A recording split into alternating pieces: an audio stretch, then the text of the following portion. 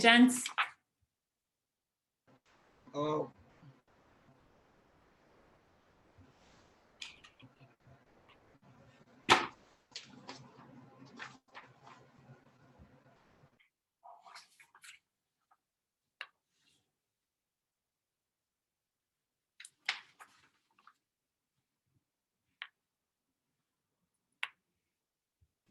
Will we have to fill in any of the blanks for this, or is this just a discussion?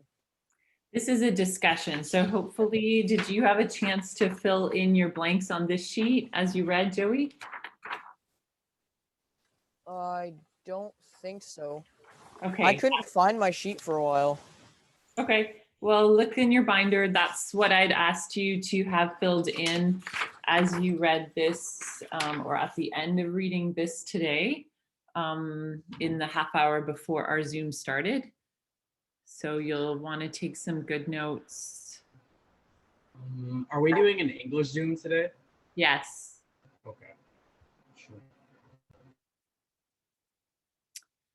All right, we've got some others joining us. Hi, Sam. Hi, Cassetta. We're going to launch in, and I'm sure Andy, Abby, and Han will just jump in as I allow them in. I wanted to talk for a few minutes about Japanese internment. It's a really important aspect of Canadian history. And we've mentioned this idea before, that we like to think of ourselves in Canada as like this free place for all, where we welcome diversity. Hi, Han, welcome. Where we welcome diversity and we are multicultural and we embrace all of that. And that is a little bit of rebranding. So I just want to draw our attention to that's how we like to think of ourselves as Canadians. And yet that is not necessarily, when we look at history, how we have conducted ourselves. So it's really important for us to understand the difference between how we would like to appear and what we'd like to think of ourselves and our actual history. When we look at the internment of Japanese Canadians, it's listed as a human rights violation. Again, we're much more familiar with countries in Africa, Russia, China, having human rights violations against them. We're much more familiar with that and even comfortable with that. But you need to understand, I need to understand that this is documented as a human rights violation. So right there, it kind of, the severity of what went on is acknowledged in terms of worldwide filters of what makes something a human rights violation. Okay, so that was just a little bit of context I wanted us to understand as we launch in, to just do a little bit of review in what you've read, and then I'm going to add a little bit to that. So what is going on? I'm just going to ask some questions so to make sure that you've understood what's going on in Asia before World War II has started. We talked a little bit about this at the start of our time together studying World War II when we looked at maps. What's going on particularly with Japan? Yeah, Ryan. The Japanese have attacked northern China for resources. Good. So Manchuria, think of Manchuria Gardens. That's where the title comes from. Don't think of Manchuria Gardens. Oh, who's missing that? Okay, so Manchuria is an area that Japan has decided we need resources because we're a tiny island. Japan was an empire. It's hard for us to imagine that because we generally think of Britain, but it's fascinating that these small island countries can dominate so much of and have such powerful navies. And that was Japan's thing. So it was an empire. It had an emperor. and it wanted more, like everyone else. It wanted to expand its empire, so just kind of took Manchuria. Chinese people were not willing to just roll over and say, sure, go ahead and have it. There was a lot of fighting, and there still is a lot of deep animosity between Chinese and Japanese. In the West, if you haven't traveled, we can tend to think of Asia being some kind of cohesive place because we think, maybe foolishly, they all sort of look the same. They must all, that would be like them thinking Canada and the US, because we look similar, are all good and we get along. And that's not necessarily the case. So there is still some deep-seated animosity between Chinese and Japanese, especially amongst Chinese people who can recount in their recent history the horrors of what Japanese soldiers did when they came. Like it's documented, it's horrific, and it was meant to humiliate, shame, and dominate. So that's there. That is going on all through the 1930s. So we're talking about the Depression. China and Japan are at war really over Manchuria. So that is some context. When does Japan officially enter World War II? Can someone just look back in your notes? You don't have to have this memorized. I'm gonna go close my window because my dog is barking and my neighbor's mowing their lawn, and you have to be able to hear that because I can.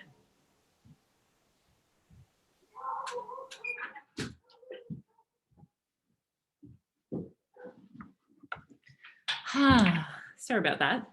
Okay, when does Japan officially enter the war?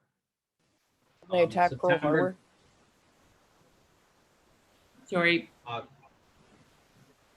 When they thought attacked Pearl Harbor.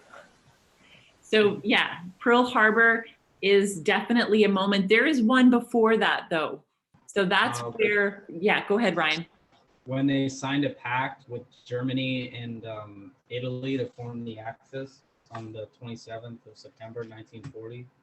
Right. So that is, if you're tracking, a full year after World War II starts. So Japan, we lump them in, but we kind of have to understand at the beginning of the war, the USSR is allied with Germany. At the beginning of the war, Japan isn't even like on the radar right now. It's a full year later that they signed this pact with Italy and Germany and form the Axis. But then it is another full year, it's December 1941, before they actually make a decisive move. And it was a surprise attack because it's sort of been, they're in the war, but they're just taking some French colonies. So after Germany defeats France, Japan's like, sweet, if we take some of these colonies of France, like it was then called Malaya, it's now Malaysia, in the Philippines, France had expanded its empire and colonized those areas. Well, then Japan rightly figures out if France can't even defend itself against Germany, it's not going to be able to defend its colonies. So we'll take those because in proximity, that's really close to Japan.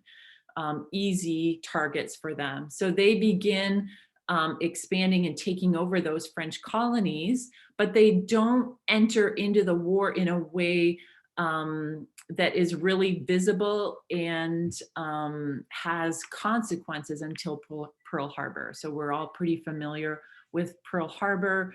And again, another great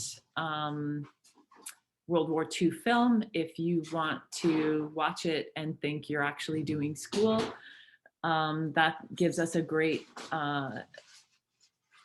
picture of the impact of that.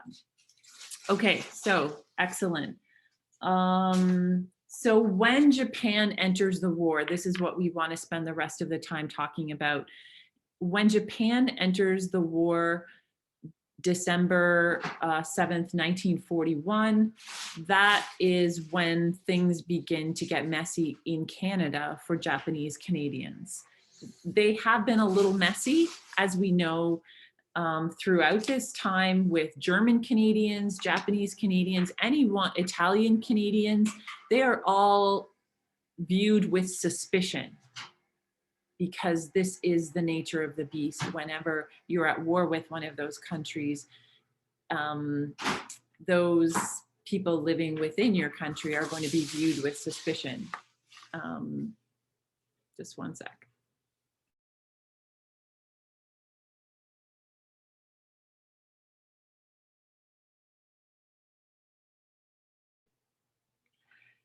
Great.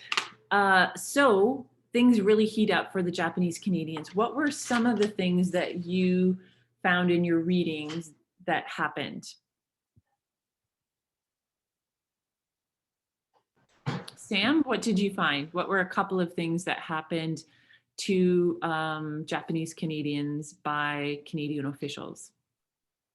So they separated mothers and children and fathers and put them into different internment camps. Great. What is an internment camp? Oh, sorry. Go ahead, Sam. Almost like a labor camp, like where they have to stay and work and not be paid, and it's not the same as being at home. Right.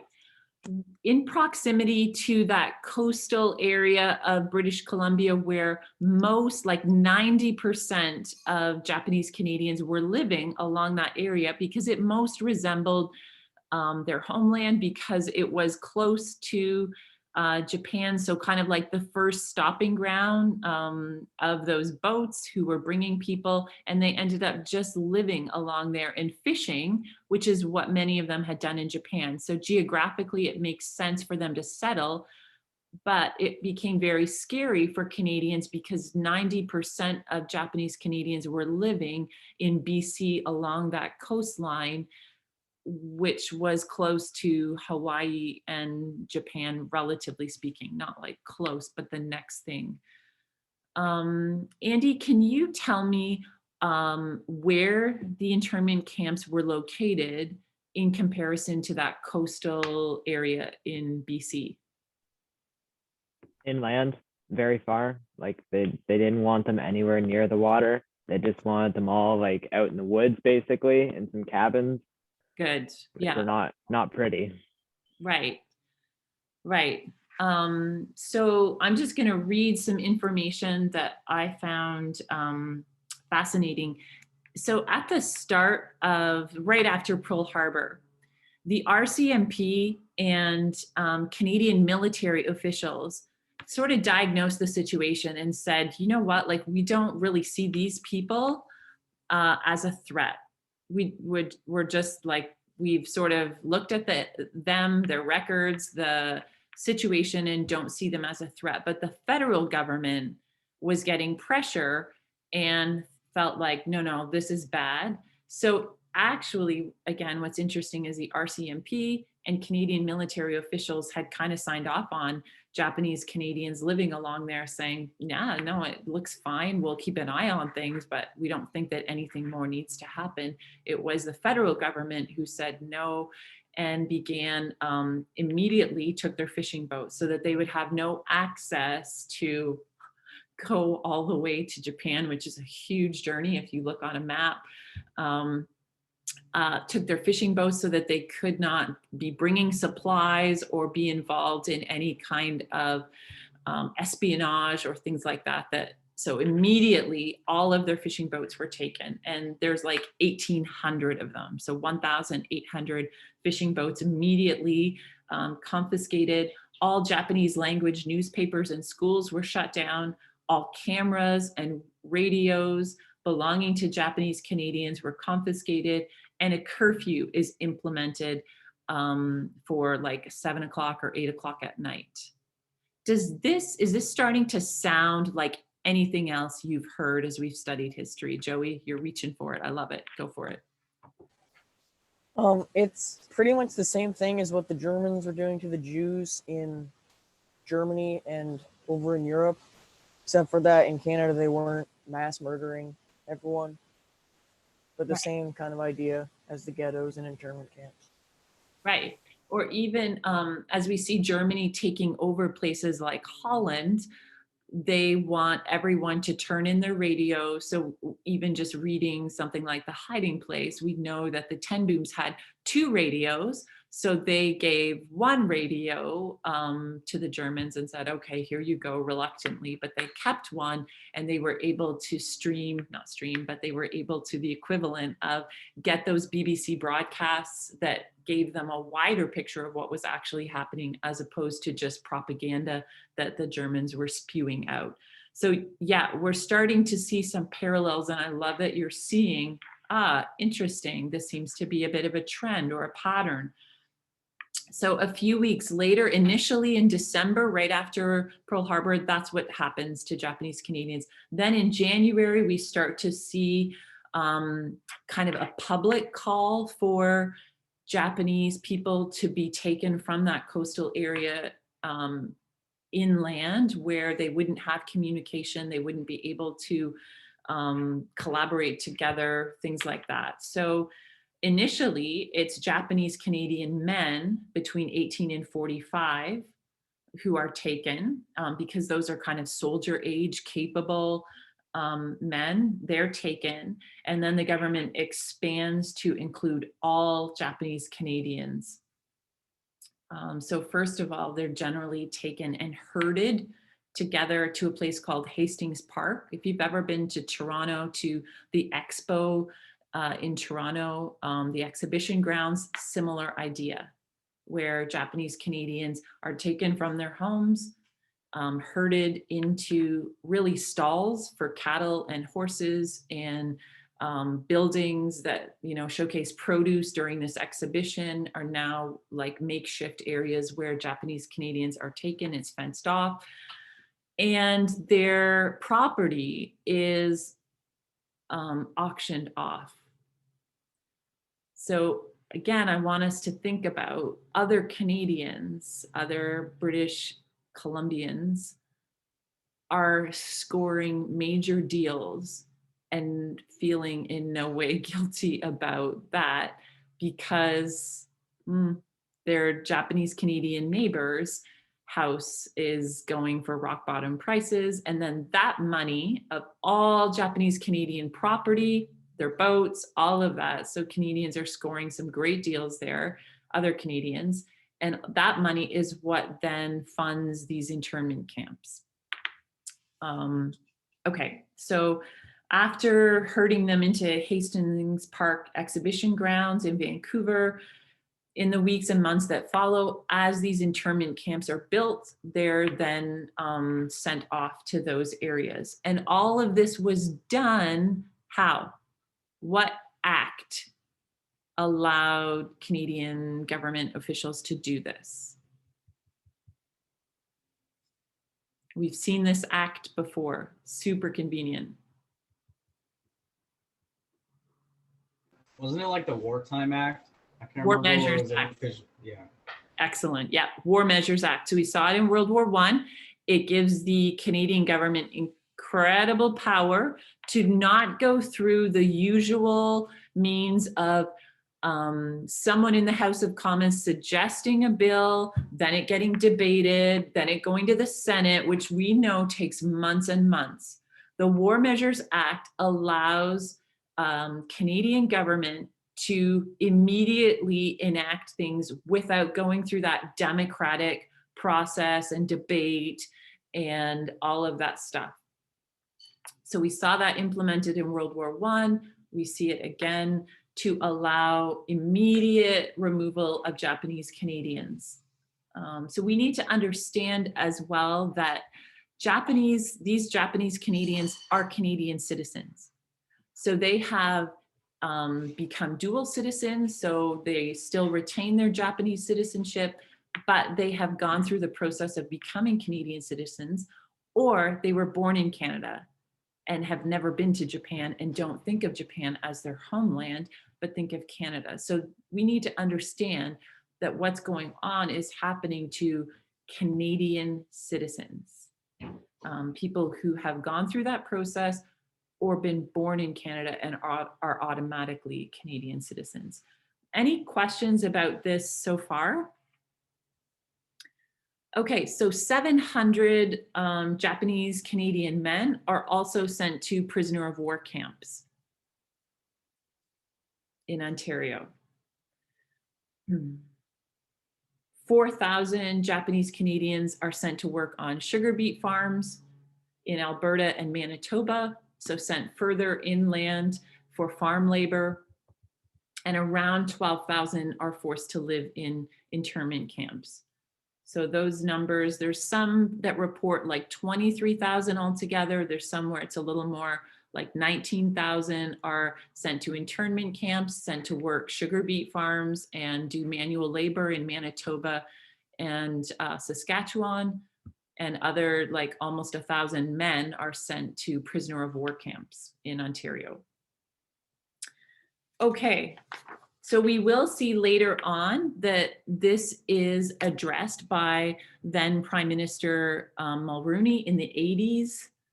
It is 1988 that he formally apologizes in the House of Commons and then gives each individual directly affected by the internment $21,000. And then some other things are set up to hopefully preserve the stories and prevent this from happening again. So your job before meeting up was to begin determining what do you think was logical and hey, that's just what happens in wartime. And what do you think is, no, that can't happen even in wartime. So let's look at one of the reasons you think that the internment of Japanese Canadians was justified. I can give one. Thanks. It seemed to be kind of like a race-driven war at the time. So it does kind of make sense to associate Japanese Canadians with Japan, I guess. I mean, that's yeah. Good, yeah.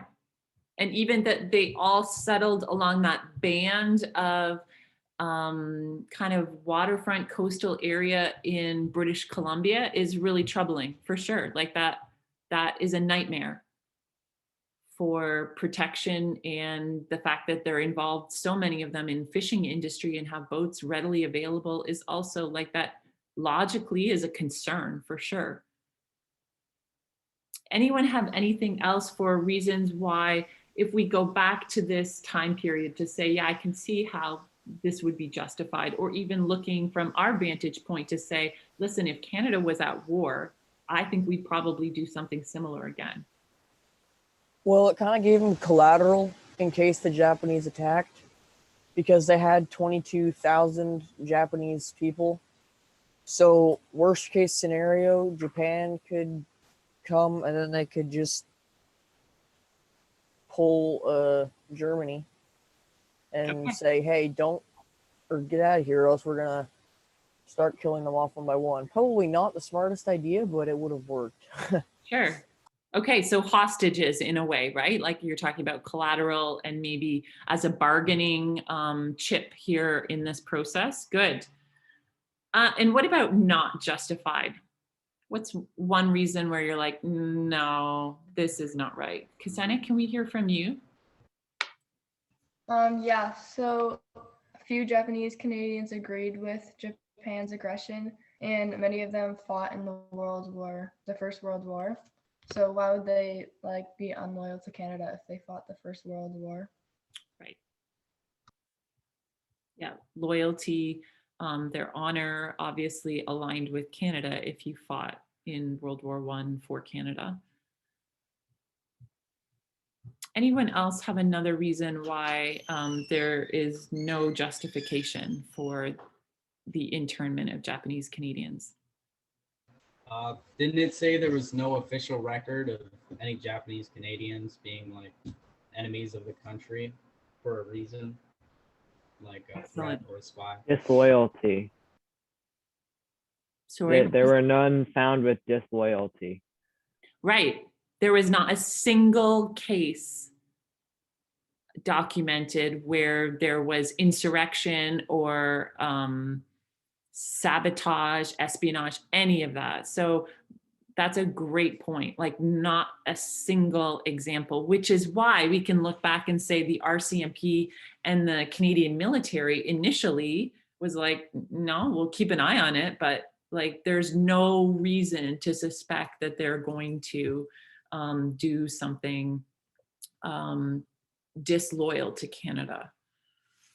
Okay, that's excellent. What I want us to do in the last 5 minutes is a really important piece of being a historian is to be able to make those connections between the past without like just judging and going, oh my goodness, they're such idiots. I can't believe we were so racist. Or so we're going to move a little past that. There is that. But there is also this ability to connect kind of the past and things that we see. So we've started to talk about that a little bit with turning in radios, turning in cameras, interning. What other examples in Canadian history do we have this separation of a group of people when we were suspicious or did not necessarily care for them?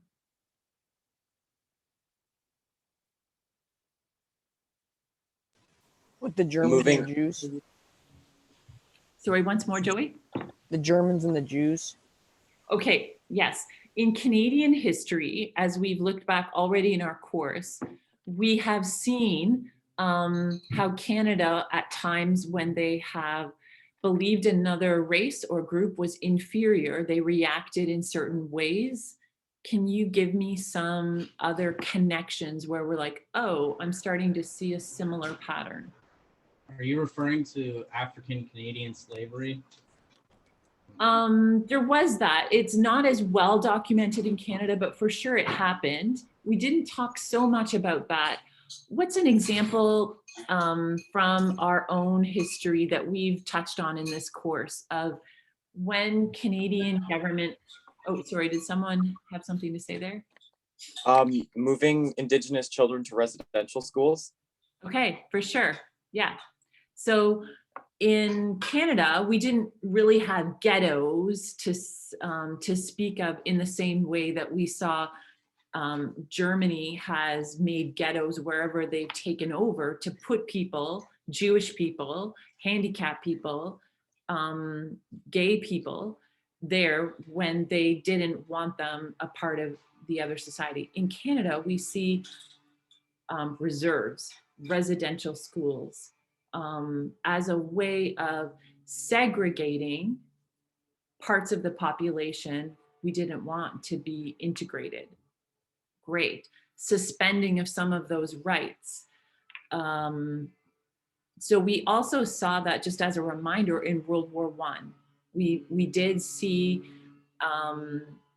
some of this internment happening with German Canadians and some of it happening with Japanese Canadians, but we see that they don't have the same rights.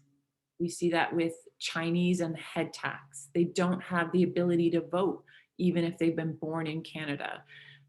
So it's just important for us to be able to have that awareness, and then for us to bring that to not just past events, but what's going on now. This is a great way to be able to filter what the government is doing now.